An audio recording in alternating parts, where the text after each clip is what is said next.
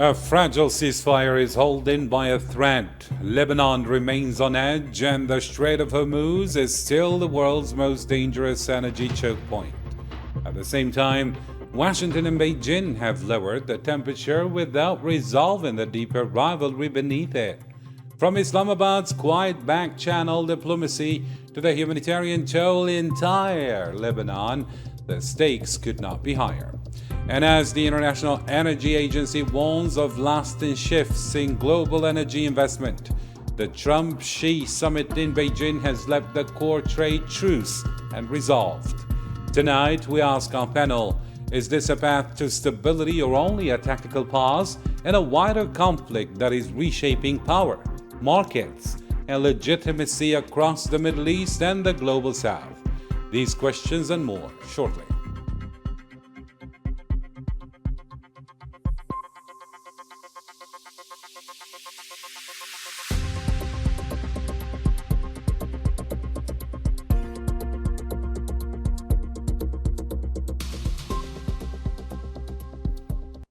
Hello there, good evening ladies and gentlemen, and welcome to this special coverage on All 24 News with me, Karim Fazakri. And to unpack and dissect these developments, we have four distinguished voices from across the global analytical spectrum. First, we have Victor Bruno, geopolitics and systematic risk consultant with Bruno Advisory, joining us live from Parnaíba, Brazil. Hello there, Bruno, and thank you for agreeing to be with us. Hello, Karim. Always glad to be on the show. And we're also honored to have Professor Paul Shaya, International Affairs and Geopolitical Analyst, coming to us from Washington, D.C. Pleasure to have you with us again, Professor. Thank you for having me, and thank you to all your guests. Thank you. And we also have Dr. Daniela Mello, political scientist and senior lecturer at Boston University, joining us from Boston. Welcome to the broadcast, Dr. Mello. Thank you for having me. And we're also honored to have Dr. Yvonne Ridley, Scotland's Workers' Party leader, veteran journalist and British author, joining us from Glasgow. Great to see you again, Dr. Yvonne. Yes, and you too, Karim. Thank you. All right, let's start the debate with you, Victor. If we come to look at the recent reports, Reuters, for example, recently reported that Pakistan has effectively been used as the primary channel for a two-stage ceasefire framework between Washington and Tehran. Now, from a systematic risk standpoint, does this reliance on Islamabad demonstrate the rising operational capacity of middle power mediation, or does it signal the utter exhaustion and paralysis of traditional great power diplomacy? How would you analyze this? Well, I wouldn't say it is the exhaustion or paralysis of traditional great power diplomacy, because you have to put Pakistan into context. Pakistan is an ally of China, and where China actually has a big investment, which is the CPEC, the China-Pakistan Economic Corridor. Many analysts consider the CPEC a failure, but I don't think it's a failure. It's actually a very protective strategy from Beijing, which includes permeating it has a huge capillarity. For instance, it has been rebranded into a B2B consortium along with cultural initiatives. So Pakistan is within Beijing's sphere of influence. And so it's really interesting that Islamabad has been the stage to these negotiations of a war that has primarily benefited China's as well as Iran's standing in the world. So what I would say is that instead of seeing this as the rise of middle power mediation, which it can be, and as a signal of the exhaustion of great power diplomacy, it is actually one more piece in the toolkit of the great powers, because it demonstrated how important it is to have a sphere of influence, something that the United States doesn't have in the Middle East. So it's actually way more complicated than that, and the nuances can't be lost to any observations. So in fact, this actually demonstrates the increased complexity of diplomacy in the 21st century. Mm-hmm. In a related question, but now turning to you, Professor Shaya, Washington continues to project the narrative that it is dictating the terms of this regional reset. However, major think tanks like Brookings suggest the United States is actually in a weaker strategic position now than before the escalation began. Is Washington, according to you, still genuinely shaping the regional agenda, or has the Iran file become a definitive case study in American overreach and strategic drift? Yes, the Iran file has really complicated things for the United States without a question. I think that when the war started, the president of the United States thought and was misinformed in his thinking, I believe, that the war would end in a few days once the head of the regime was decapitated. And so now what we've seen is, since mid-April, a ceasefire that's very tenuous. And what clearly the United States is trying to do is figure out a way to get this war to end in an acceptable manner, where President Trump can articulate a victory to the people of the United States and around the world. And for him, that distinction is, does he look better, or does the deal look better than the deal that President Obama secured in 2015 with the JCPOA? So I think this has definitely tarnished the United States image. But having said that, I still believe that the United States is perhaps still the most influential force in the Middle East. I think all the countries in the region, to include Iran, still have a sense that the United States is not only a military force, but a political force and an economic force.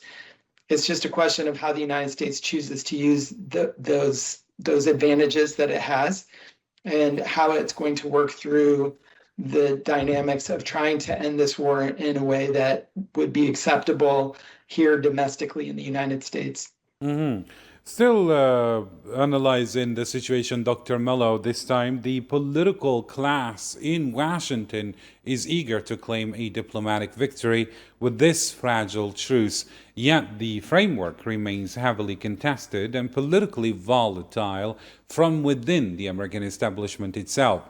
Now, as a political scientist, Dr. Mello, how do you see political elites defending this fragile ceasefire narrative to the public when the structural reality on the ground remains actually entirely fragmented, conditional, and unstable? Well, political elites are doing what political elites often do. They're managing perceptions, and they're trying to manage specifically the perceptions of the domestic public within the United States, but also of the international public. And we see the Trump administration certainly trying to play both hands. In terms of the domestic public, it's not working very well. And I say it's not working very well because every poll over the past 100 days of the conflict has shown that the American public is not persuaded, one, that this was a necessary conflict, two, that the United States should have any role in it, and three, that there's an exit strategy that is a winning exit strategy by the Trump administration, in spite of the fact that the Trump administration continues to insist that it's close to a deal and it's getting closer and closer to being able to negotiate an opening of Hormuz and an exit of the United States from the region, at least an exit from the region in active conflict terms. it's not working. And the fact that it's not working has brought much frustration to the American administration, as we can see through, the multiple statements of the president, and the fact that the president is becoming more and more impatient, even during interviews. For instance, this week we had an example of the president, upon a series of questions having to do with his foreign policy and with how it's being received domestically, decided to walk out on the journalist once again. So it's tense. It's not being successful. And the Trump administration is insisting that this is not a stalemate, that in fact, they're on the verge of winning. But this is also what Israel is insisting on, and it's also what Iran is insisting on. So in this case, we have three actors, three players, the three key players in this conflict in particular, none of them admitting that this is a stalemate, and none of them providing a clear exit path out of the conflict. So this is where we find ourselves. Mm-hmm. Meanwhile, there is a human cost of this diplomacy. And now let's look at that, Dr. Yvonne Ridley. While Western capitals praise the back-channel breakthroughs, civilian infrastructure, for example, is still actively being targeted.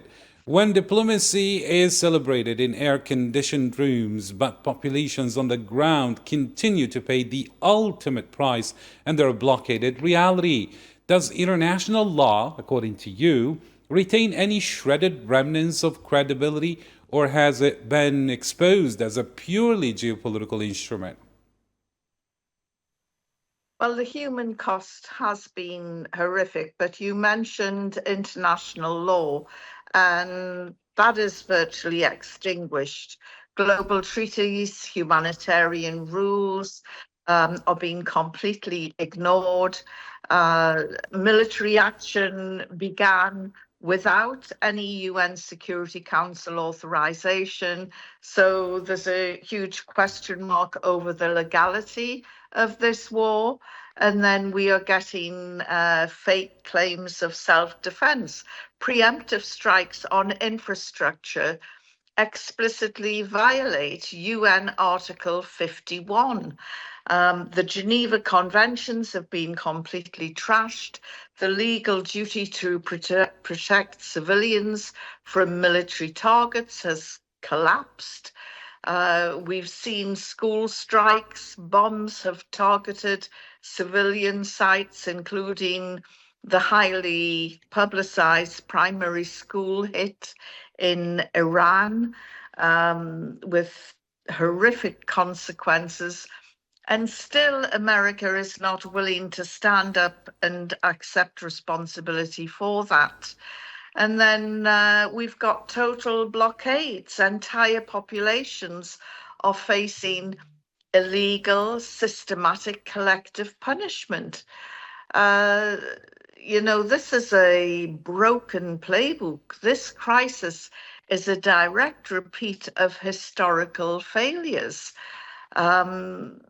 We're getting echoes of the tanker war, just like in the 1980s. Commercial ships are being hunted in the Gulf.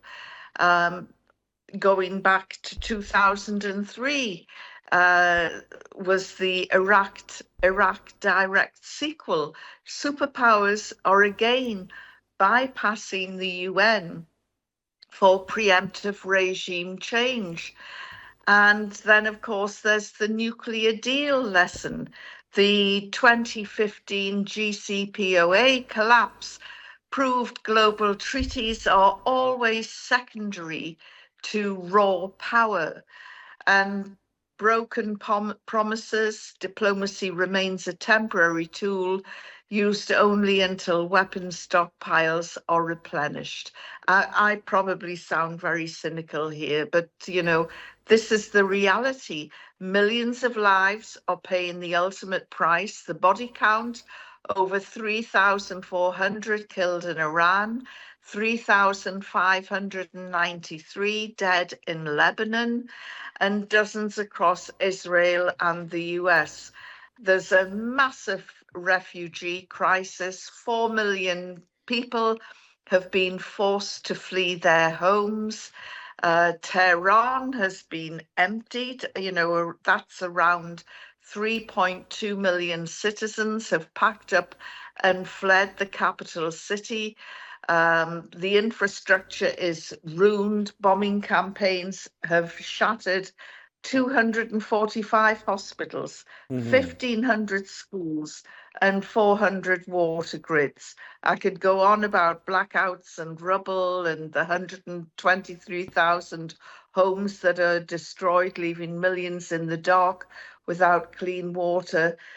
This is a horrific story. And as I said before, the legality is hugely questionable. And, let's go to the interests of Donald Trump in particular, which is the money. So far, estimates are $2.2 trillion is the global bill that this war has triggered. And it's caused an economic emergency. We're talking about energy bottlenecks in the Strait of Hormuz. The oil prices are now past the $100 per barrel mark. Shipping panic as insurance costs make it not viable. And finally, the one winner is Wall Street. Major banks banked $47.7 billion in profit from defense trading volatility. Amazing. So it's good news for the bankers. Very staggering numbers, actually. And here, thank you, Dr. Yvonne. Let me now turn to Victor. Victor Bruno, as you were listening to Dr. Yvonne, the toll of this war is really staggering. And since Dr. Yvonne mentioned Lebanon, I would like to highlight the situation in Lebanon as we are speaking of a regional truce, and despite the talk, Lebanon actually remains an active bloody front, underscored by the recent devastating strikes on southern Lebanon, on Tyre in particular. So what does this ongoing volatility on the Lebanese front tell us about how quickly a localized war can trigger a regional systematic shock, especially when Western powers attempt to decouple Lebanon from the broader regional settlement?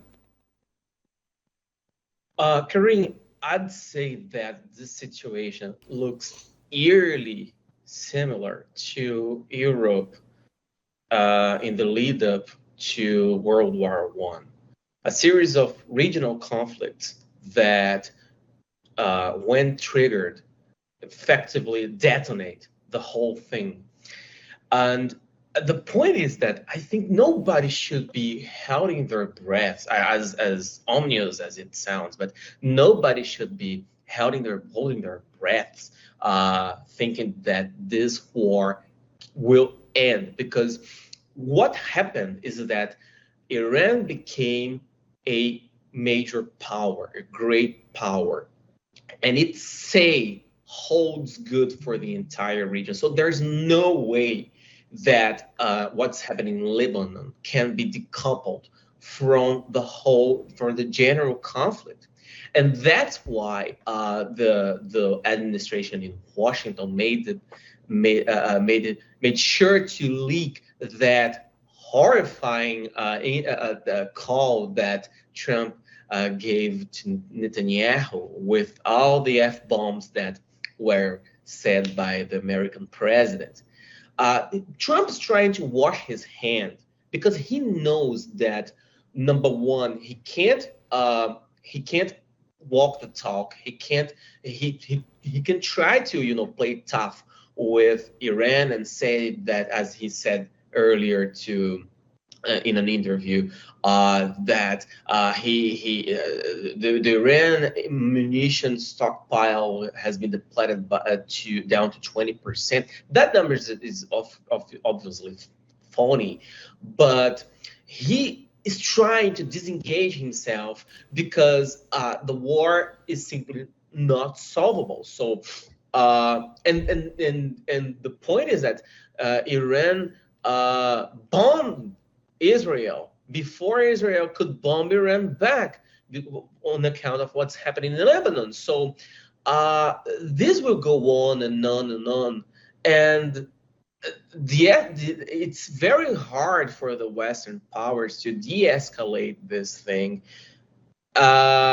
without, admitting defeat, which they won't do. And to go back to your first question to me about the exhaustion paralysis, well, this war is another chapter in the declining power, political and military power of the West. I don't want to be one of those guys that say, "Oh, the West is falling," but pay attention. No Western nation can get organized and find executionable strategy for what's happening in the Middle East, especially in Iran, especially in the Strait of Hormuz.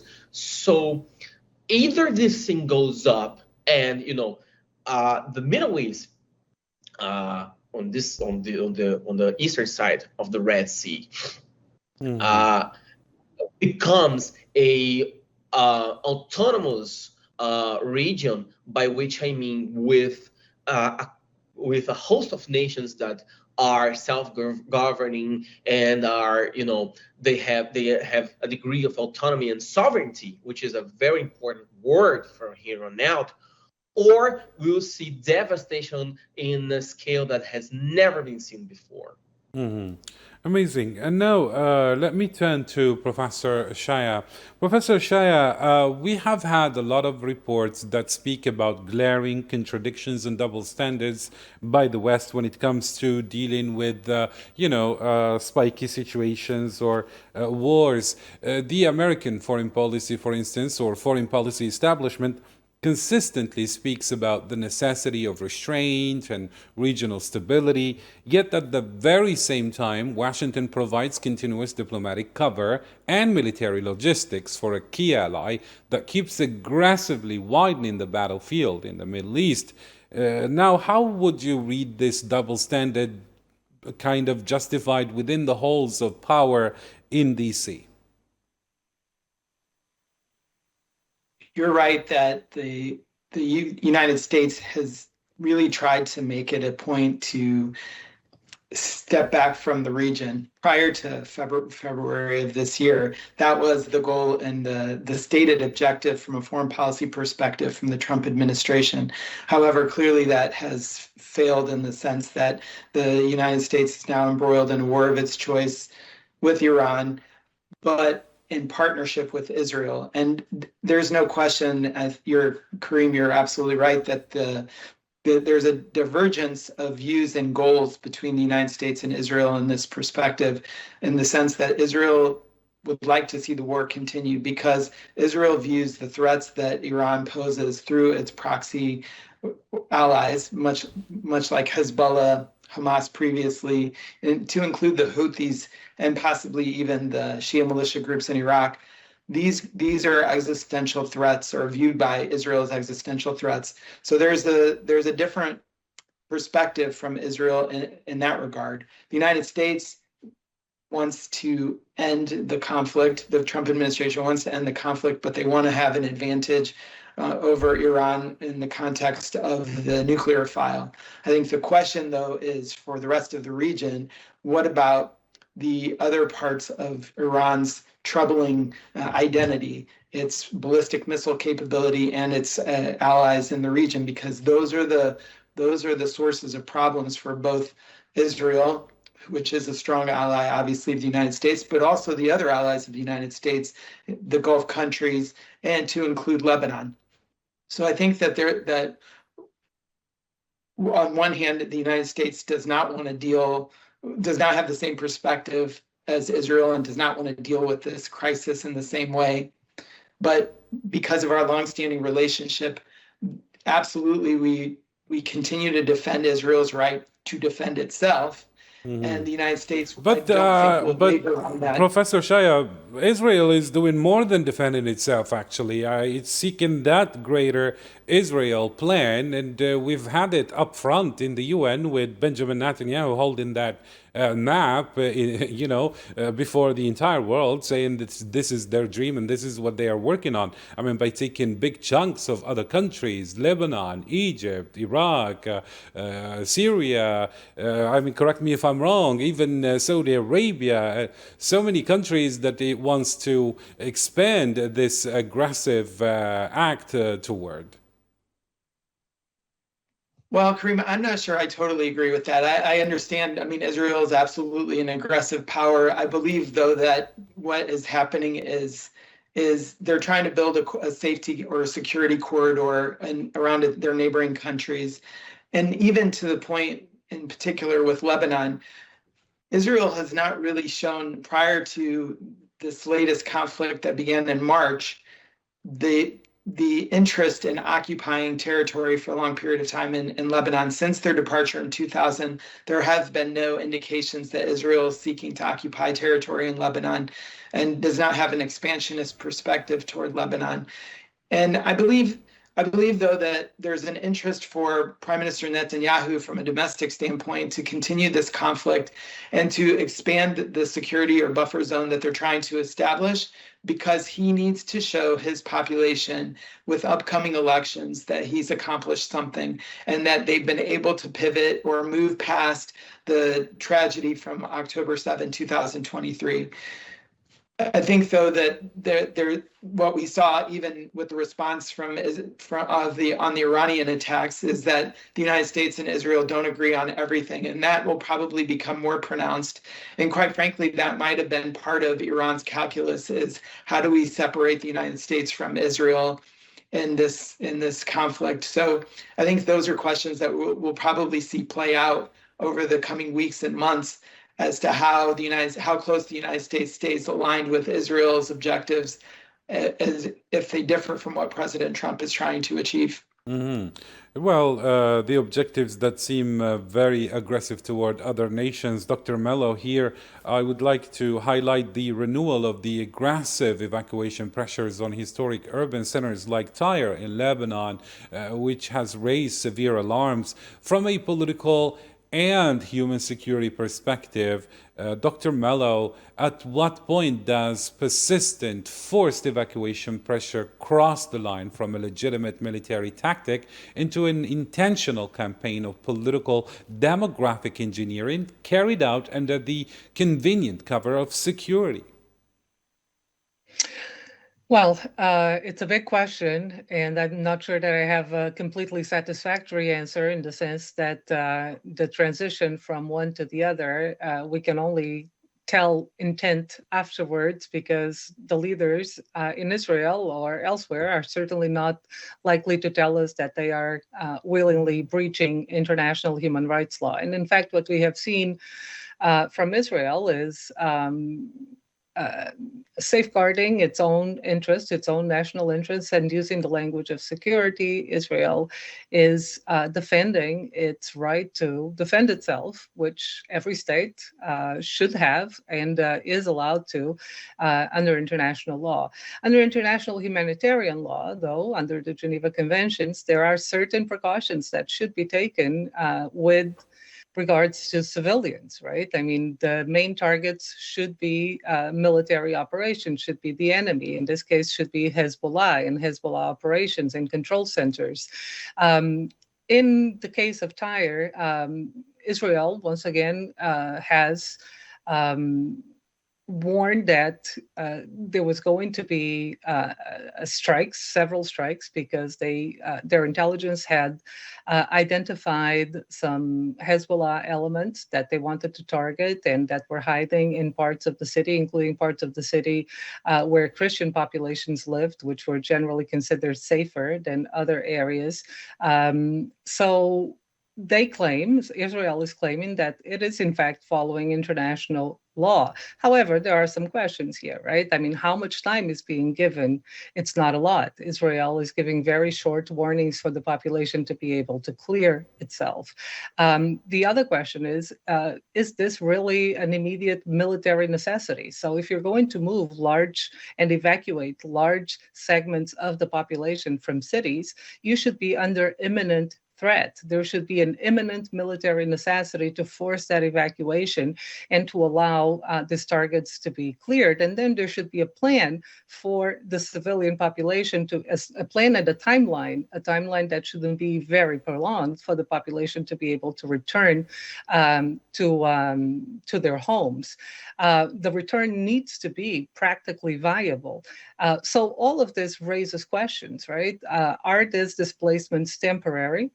Is a return practically viable? Was there immediate military necessity?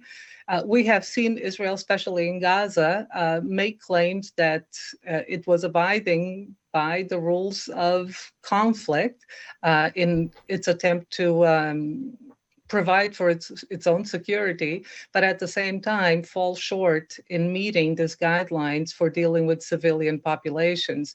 So Tyre is one more case, but we do need to see whether or not there will be a path for the population to be able to quickly return to the city before we can assess exactly to what extent Israel is willing to breach international humanitarian law in terms of civilian populations. Still following that point, now I move to you, Dr. Yvonne Ridley. The contrast here is quite impossible to ignore.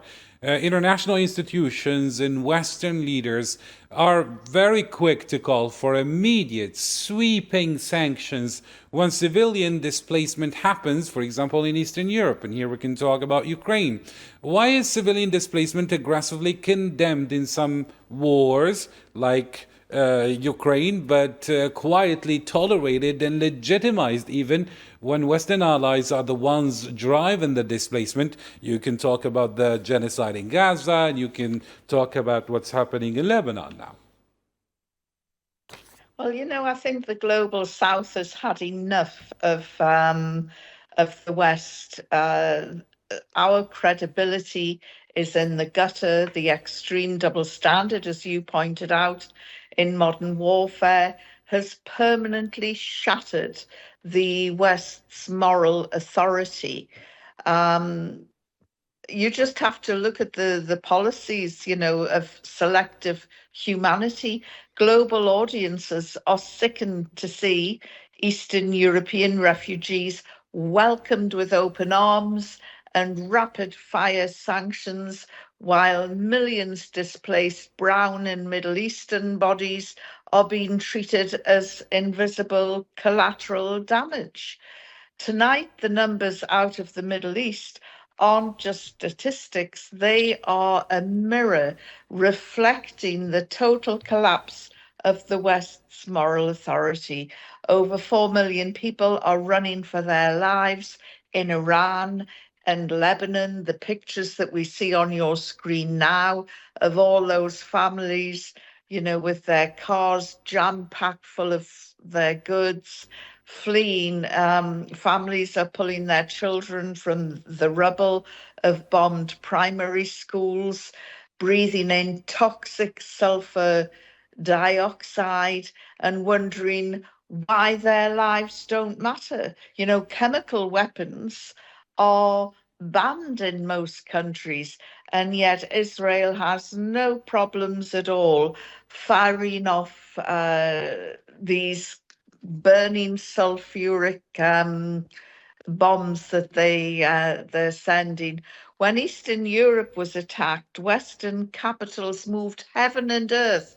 They froze bank accounts, leveled sweeping sanctions, and rightfully opened their borders. But tonight, as Washington's closest ally levels entire city blocks, the silence from the White House is deafening. The Trump administration promised the art of the deal, but their unconditional partnership with Israel has delivered nothing but a masterclass in diplomatic failure. To the billions watching tonight across the global South, your cynicism is entirely justified. We are witnessing the death of universal human rights. The West has shown its hand, proving that international law isn't a shield to protect the innocent. It is just a geopolitical club used to punish America's enemies while protecting its friends. And that is the staggering toll of this ham-fisted diplomacy from the Trump administration. It's shameful. There's no other word for it. Thank you, Dr. Yvonne. And now let's turn to you, Victor Bruno. Here we might speak a little bit about economy, as we have both Brookings and CSIS that have heavily pointed to the Strait of Hormuz as the ultimate asymmetric leverage point in this crisis. Does the fact that a maritime choke point can hold the entire global economy hostage prove that modern warfare is no longer strictly about capturing physical territory, but rather about the weaponization and control of global systematic networks? And here I can even add, as many analysts are arguing, even the talks themselves, the ceasefire talks and the truce talks, have been weaponized, for that matter. Yeah. It's important to demonstrate the difference. Of course, hurting the economy of a country is very important in modern warfare. Asymmetric warfare is all about that. It's all about having strong, fluid mobility while inflicting pain on the opponent. But it's important to understand something. Defending is easier than attacking. Iran is a defending country, so all it has to do is survive. If it can hurt laterally or indirectly its opponent, the better. But the brunt of the initiative is with America. So that's why almost every analyst, if they're not on Fox News, will say that this was a grave mistake, because America, by attacking, stood to lose more than Iran stands to win. So there is no question that in the previous years, in fact, ever since the 90s, you have videos, public archive material proving that Iran really thought about its strategy, really thought about what it would do on a rainy day like this since February.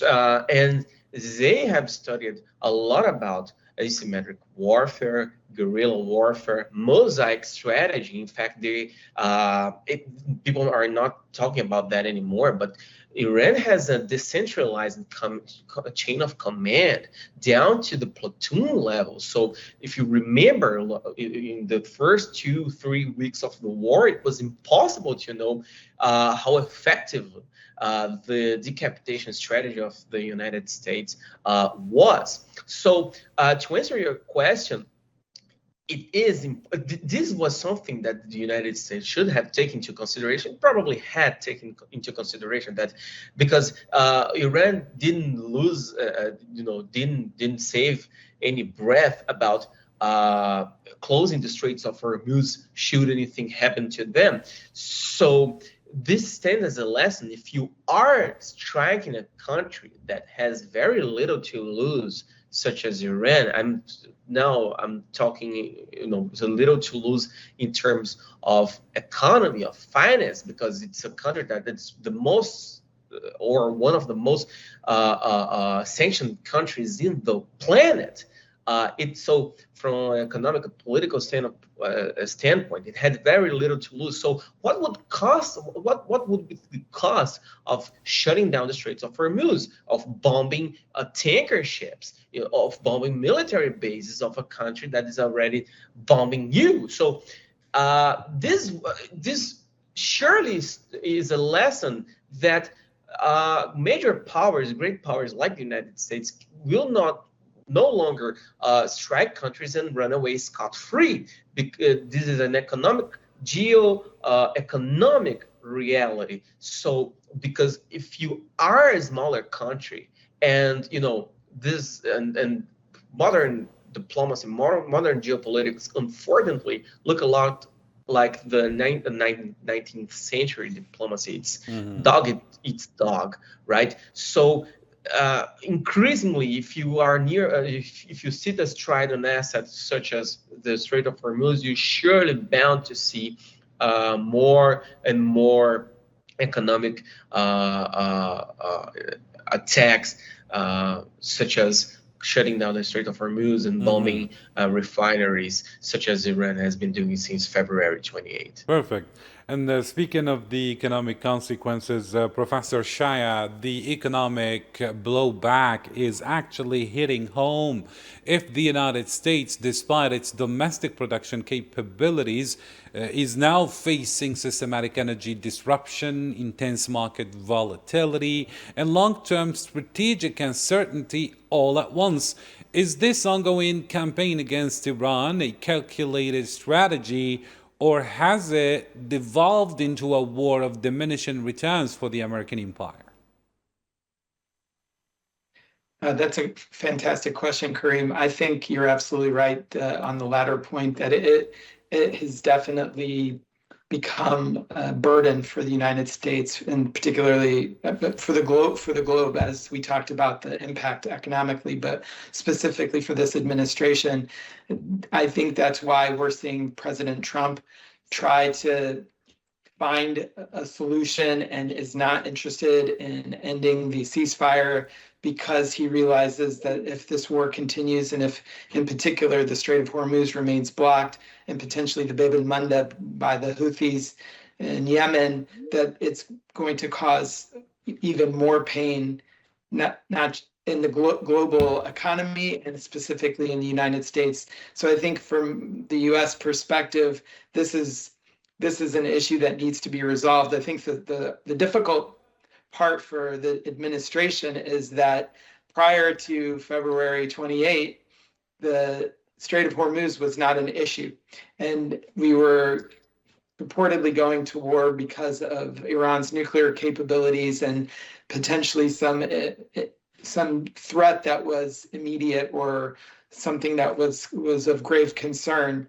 But because Iran has been able to weaponize the Strait and weaponize global economy and its ability to restrict travel through the Strait, now the negotiations are focused on the Strait and the nuclear file, but really it's focused on the Strait because he realizes that we need to get this resolved. So I think it definitely puts the United States at a disadvantage. And from what Victor said about the perspective of the United States really not, and the West having a difficult time here navigating these kinds of conflicts, because there is no clear solution for how this ends in a way that will be positive from a global perspective. I think most urgent thing, though, is to end it as soon as possible, to open the Strait, and then certainly to relieve the humanitarian disaster that we've been talking about, because that is the most glaring problem and crisis that we're facing in this conflict.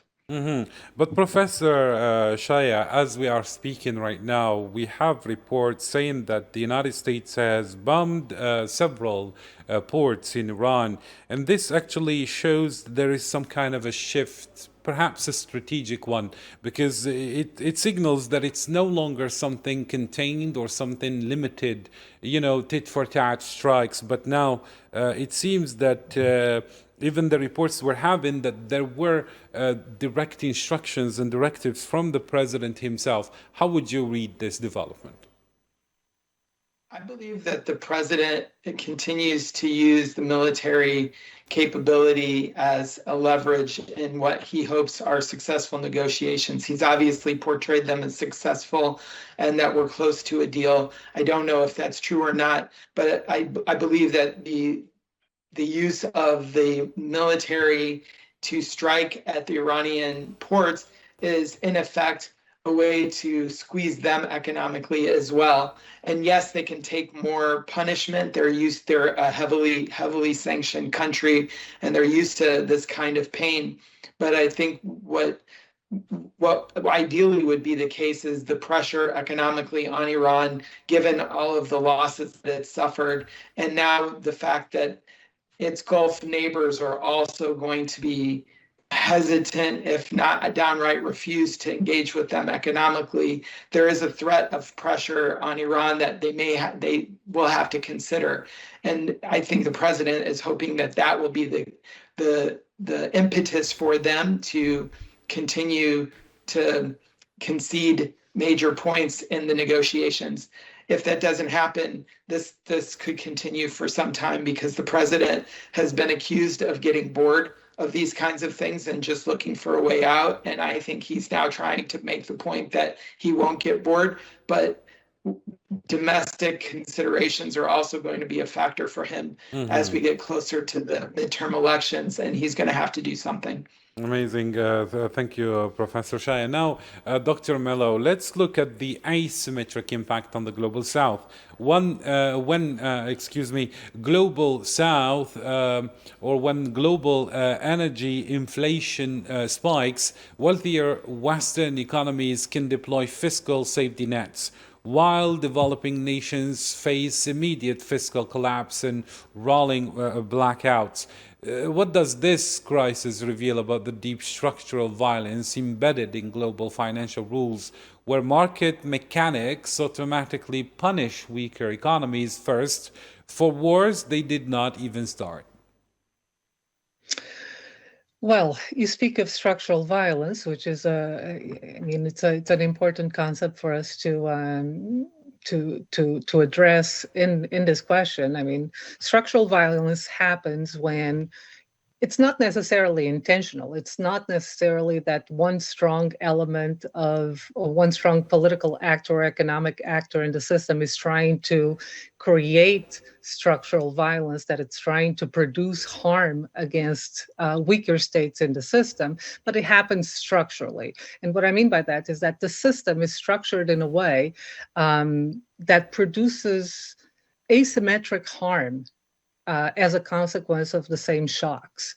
So certain countries are going to be able to take those blows a lot more easily than other countries because of the place that they occupy within the hierarchy of the global economies. And that's certainly what we're seeing here, right?